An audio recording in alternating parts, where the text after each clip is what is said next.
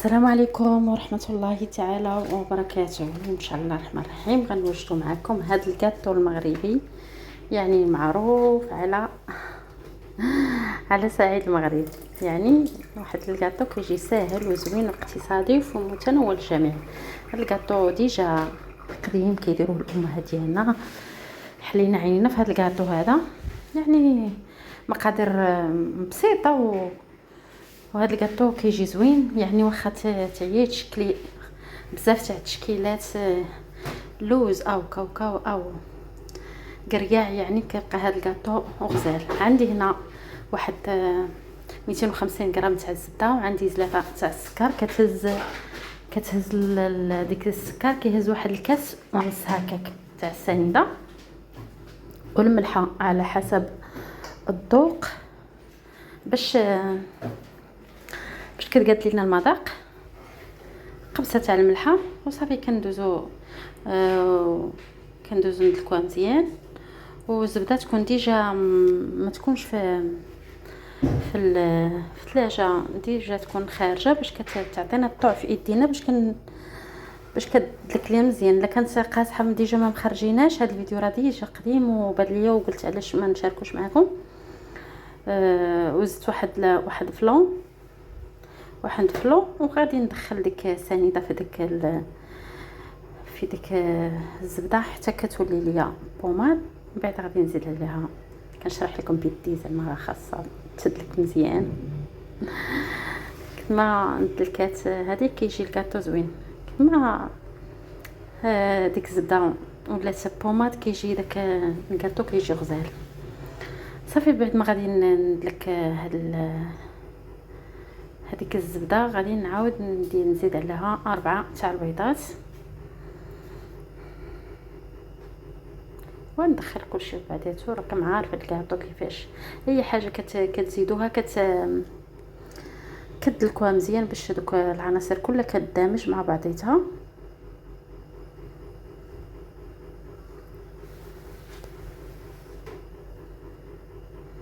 وغادي نزيد عليها الزيت،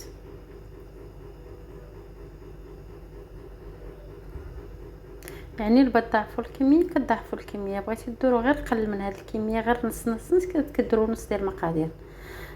نص تاع 250 غرام تاع الزبده وانتم غاديين 2 بيضات وصافي. عندي تما كاس وربع، وقول كاس ونص تاع الزيت وصافي. انا كنزيد ندلك في ديك الزبده، ومن بعد غادي ندير الخماره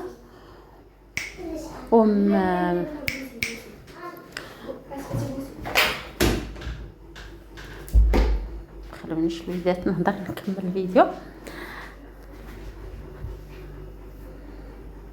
صافي من بعد ما زدت هذاك الزيت بالتدريج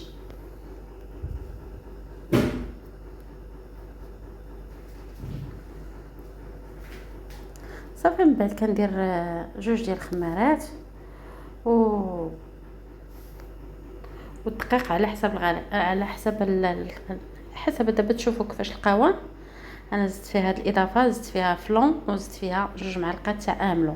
كتجي غزاله كتجي بنينه، هي كيديروا فيها غير الزبده والزيت وداك الشيء، وانا زدت فيها داك فلون و2 معالق تاع املو. الناس اللي مكيعرفوش املو يعني كيشاهدونا من دول اخرين، الكاوكاو او فول السوداني كيقولوا له يمكن في دول اخرين، يعني مطحون مزيان كنقولوا ليه حنا املو. هاد الاضافه هذه كتجيب هاد الكاطو هذا كيجي بنين، كيجي رائع المذاق ديالو. بلا غادي تجربوا غادي دخلت فيه هاد 2 المكونات هما اللي كيعطيوها زادوها واحد كما كنقولوا واحد الجماليه، مذاق بنين.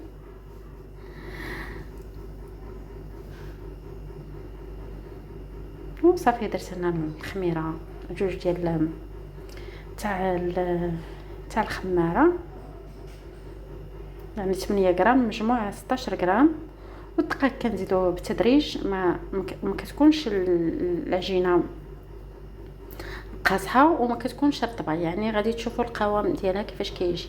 يعني كل ما كانت شويه مرخوفه كتبقى هشيشه وكتزيد تهشاش. اما لا قصحتوا على العجينه ما غاديش تكور مع في التكوار، غتبدا تشقق غادي تخسر لكم.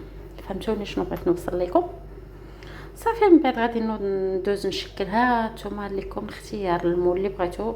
شوف القوام ديالها كيفاش داير، ما دلكتاش يعني غير داك الطحين بقيت كندخل هكا في بعضيتو تتجمع، راه ما دلكتاش، ما كتحتاجش تدلك هاد العجينه.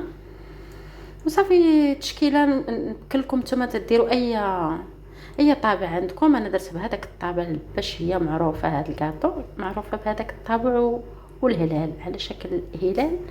يمكن لكم تشكلوها كيف ما بغيتوا. بعدا المهم المقادير اللي درت فيها انايا غنكورها وغادي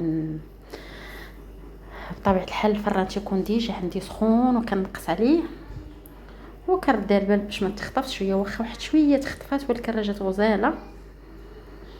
صافي من بعد بلي غادي طيب غادي نخرجها وغندير عليها السكر سقي او سكر كلاصي. وصافي وغادي تشوفوها في الطبق ديال التقييم كيفاش غادي يجيكم هذا الكاطو هذا.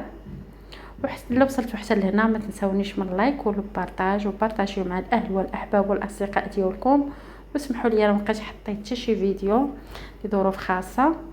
وصافي بلي كتشكلوها هذا الطابع هذا ضروري كتحطوه في شويه ديال الدقيق باش كتحيد معكم بسهوله وما تلصقش لكم في هذاك الطابع. والسلام عليكم ورحمه الله تعالى وبركاته. الى اللقاء في فيديو اخر باذن الله.